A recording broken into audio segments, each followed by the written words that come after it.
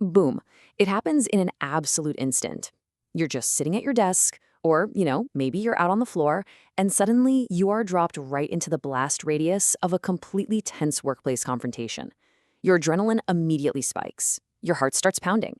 You literally feel cornered.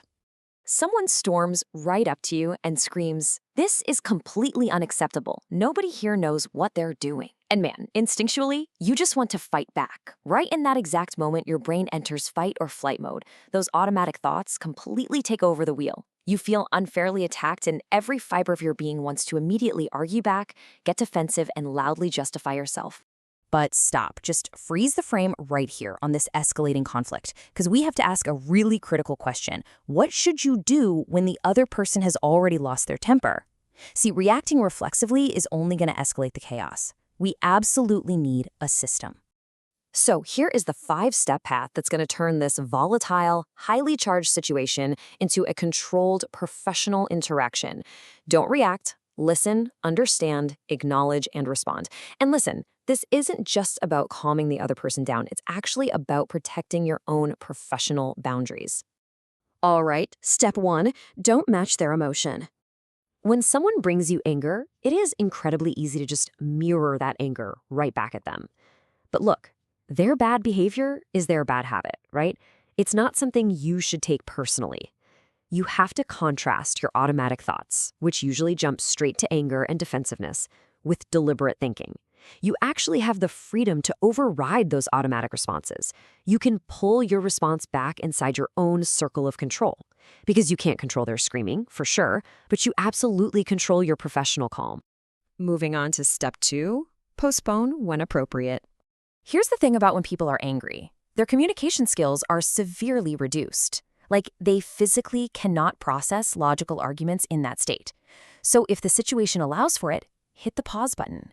Your golden ticket is this exact script. Let's discuss this tomorrow morning when we've both had time to look at the situation.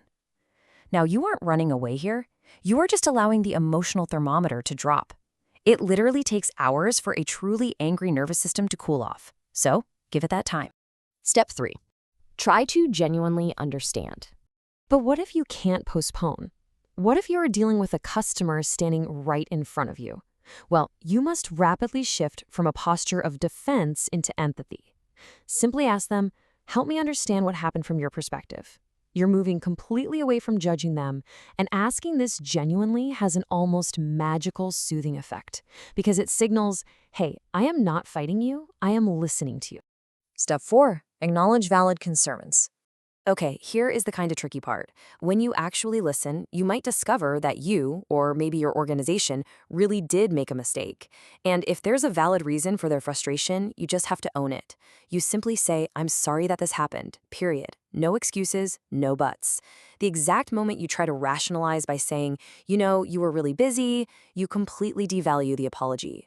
A straightforward apology is a sign of immense professional strength, and it brings the whole conversation back to a productive starting point. And step 5, stand your ground when necessary. It's crucial to remember that empathy does not equal submission.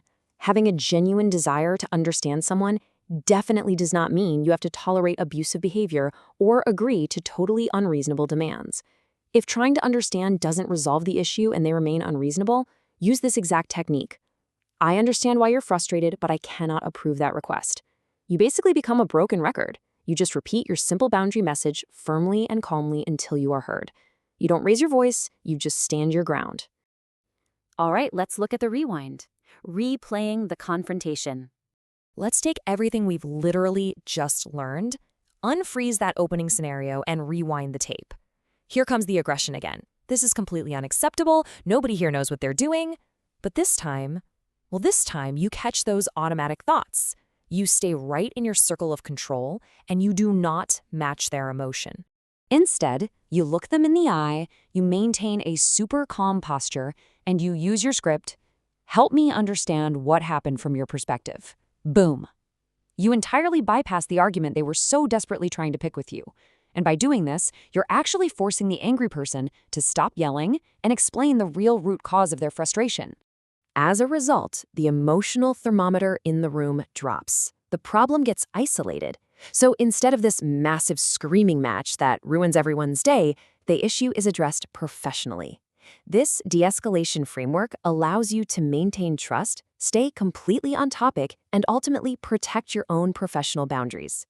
Which leaves us with one final incredibly important question to consider the next time you walk into work. When someone brings you anger, will you return anger, or will you bring the conversation back under control? The choice and the professional calm is entirely yours.